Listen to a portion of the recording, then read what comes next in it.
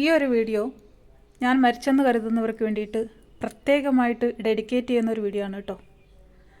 എല്ലാവരും അല്ല, എന്നിരുന്നാലും ചിലർ അതിനായിട്ട് ആഗ്രഹിച്ചിരിക്കുന്നുണ്ടെന്നുള്ളത് ഈ ഒരു യുദ്ധസമയത്താണ് ഞാൻ അറിയുന്നത് കേട്ടോ. പക്ഷേ അവർക്കെല്ലാം സങ്കടകരമായിട്ട് ഞാനിപ്പോഴും ജീവിച്ചിരിപ്പുണ്ട്. ഞാനിപ്പോൾ ഇസ്രായേലിൽ നിന്നാണ് സംസാരിക്കുന്നത്. ഇവിടെ തന്നെയാണ് ഇപ്പോഴും നിന്ന് ജോലി ചെയ്യുന്നത്. അപ്പോൾ അതിൽ സങ്കടമുള്ളവർക്ക് വിഷമിക്കേണ്ട. ജനനമെന്നുണ്ടെങ്കിൽ എപ്പോഴെങ്കിലും മരിക്കും. പക്ഷെ അതുവരെ നമ്മൾ ജീവിക്കണമല്ലോ. മറ്റുള്ളവർക്ക് വേണ്ടിയിട്ട് സ്വന്തം ജീവിതം നശിപ്പിക്കാൻ പറ്റത്തില്ലല്ലോ. സോ ഇപ്പോൾ ഇവിടെ ഇസ്രായേലിൽ അതുപോലെ തന്നെ ലോകം മുഴുവനും പല ഭാഗങ്ങളിലായിട്ട് യുദ്ധം നടക്കുന്നത് എല്ലാവർക്കും അറിയാമല്ലേ. എവിടെ യുദ്ധം നടന്നാലും മരിക്കുന്നത് പാവപ്പെട്ട കുറേ നിരപരാധികളായ മനുഷ്യരായിരിക്കും അല്ലേ. അപ്പോൾ അതുപോലെ തന്നെയാണ് ഇവിടെയും. ലോകം മുഴുവനും അങ്ങനെയൊക്കെ തന്നെയാണ്. ഒരിക്കലും ആരും ഇഷ്ടം കൊണ്ട് യുദ്ധം ചെയ്യുന്നില്ല. അതുപോലെ തന്നെ ആരെയും നശിപ്പിക്കാനും ആഗ്രഹിക്കുന്നില്ല. പക്ഷേ എന്നിരുന്നാലും ഈ യുദ്ധം എന്തിനു വേണ്ടിയാണ്, എന്ത് പിടിച്ചടക്കാനാണ് എന്നുള്ളതൊന്നും നമുക്ക് അറിയത്തേയില്ല. ഈ ഒരു യുദ്ധ സാഹചര്യത്തിലും ഞാനിപ്പോൾ പുറത്തേക്ക് വന്നിരിക്കുകയാണ്. എൻ്റെ പേഷ്യൻറ്റിന് കുറച്ച് വൈകാരികയൊക്കെ ഉണ്ട്. അപ്പോൾ ആദ്യം തന്നെ ഓക്സിജനും കാര്യങ്ങളൊക്കെ കൊടുത്തിട്ട്, എന്ത് യുദ്ധമായാലും നമുക്ക് ജീവിച്ചല്ലേ പറ്റുള്ളൂ. അപ്പോൾ അതിനു വേണ്ടി കുറേ കാര്യങ്ങളൊക്കെ ചെയ്യാനുണ്ട്. അതിനു വേണ്ടിയിട്ട് ഇപ്പോൾ ഞാൻ ഷോപ്പിങ്ങിന് പുറത്തേക്ക് വന്നതാണ്. ഓരോ തവണ സൈറൻ മുഴങ്ങുമ്പോഴും എല്ലാവരും സുരക്ഷിത സ്ഥാനങ്ങളിലേക്ക് ഓടും. എന്നാൽ എനിക്കത് സാധ്യമല്ല. പേഷ്യൻറ്റിന് വയ്യായിക ആയതുകൊണ്ട് തന്നെ പേഷ്യൻറ്റിനെ ഇട്ടിട്ട് പോകുന്നത് ഒരിക്കലും മനസാക്ഷിക്ക് നമുക്ക് നിരക്കത്തില്ലല്ലോ. അതുകൊണ്ട് ഞാൻ പേഷ്യൻറ്റിൻ്റെ കൂടെ തന്നെ എപ്പോഴും ഉണ്ടാകാറുണ്ട്. എനിക്ക് പേടിയില്ല, എന്തോ അറിയില്ല, എനിക്ക് പേടിയില്ല. എന്നാലും ജനിച്ചിട്ടുണ്ടെങ്കിൽ ഒരു ദിവസം മരണമുണ്ട്. അതെനിക്ക് എപ്പോഴും ഉറപ്പുള്ളൊരു കാര്യമാണ്. എൻ്റെ അമ്മ എപ്പോഴും പറയും. പക്ഷേ ഭയത്തേക്കാൾ വലുതാണ് ഓരോരുത്തരും പറയുന്ന വാക്കുകൾ, അതിൻ്റെ മൂർച്ച. അതാണ് നമ്മളെ ഒന്നും കൂടെ തളർത്തുന്നത്. യുദ്ധകാലത്തെ മാനേജ്മെൻറ്റ് എന്നത് വെറും ഷോപ്പിംഗ് മാത്രമല്ല കേട്ടോ.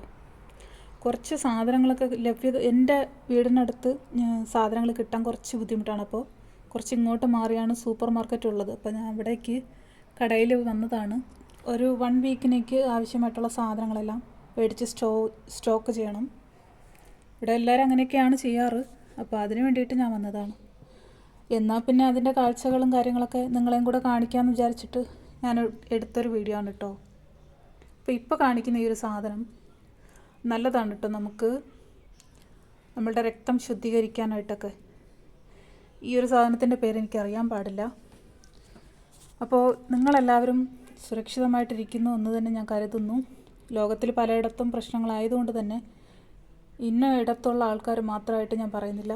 എല്ലാവരും സുഖമായിട്ടും സന്തോഷമായിട്ടും ഹാപ്പിയായിട്ടും അതുപോലെ തന്നെ സേഫായിട്ടിരിക്കണമേ എന്ന് തന്നെയാണ് പ്രാർത്ഥന.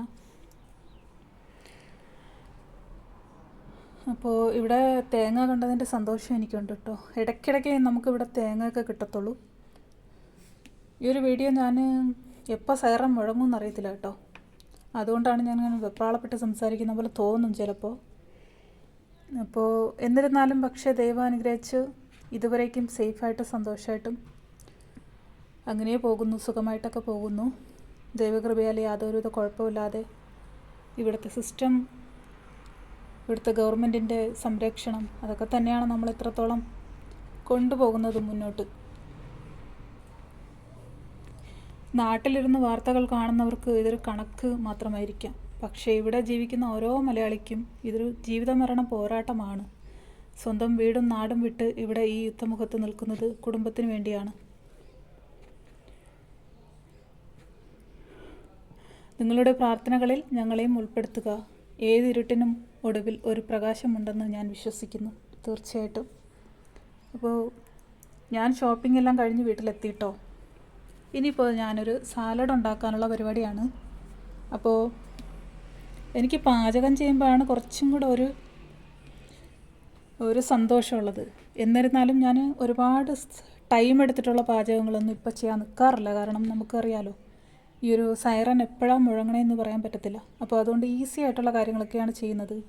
അതുമല്ല ഇപ്പോൾ നമുക്കൊക്കെ നോമ്പല്ലേ.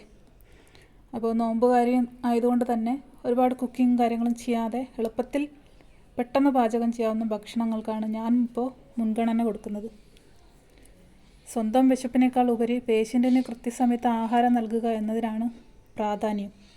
പ്രവാസത്തിൻ്റെ കഷ്ടപ്പാടുകൾക്കിടയിൽ യുദ്ധം കൂടി വരുമ്പോൾ മനസ്സ് പലപ്പോഴും തളരുമെങ്കിലും നമ്മൾ പൊരുതിക്കൊണ്ടേയിരിക്കും.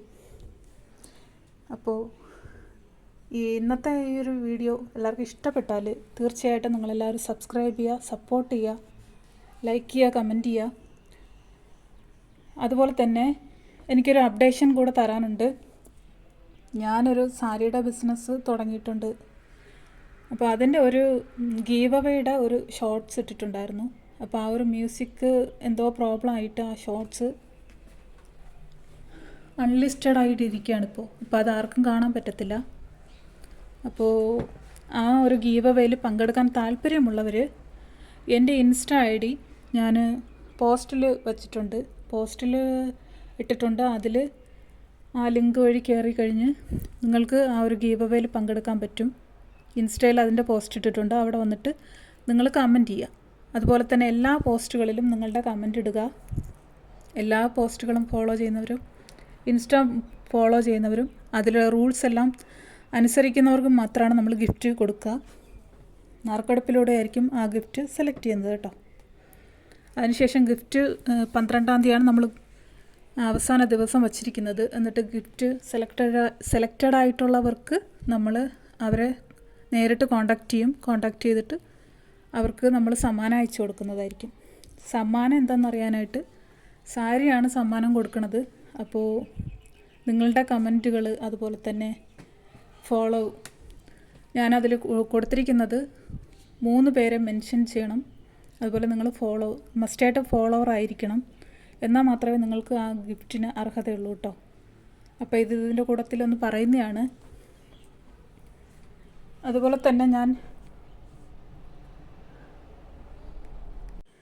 ഇതിപ്പോൾ എത്രാമത്തെ പ്രാവശ്യമാണ് ഞാൻ കട്ട് ചെയ്ത് വോയിസ് കൊടുക്കണമെന്നറിയാവോ?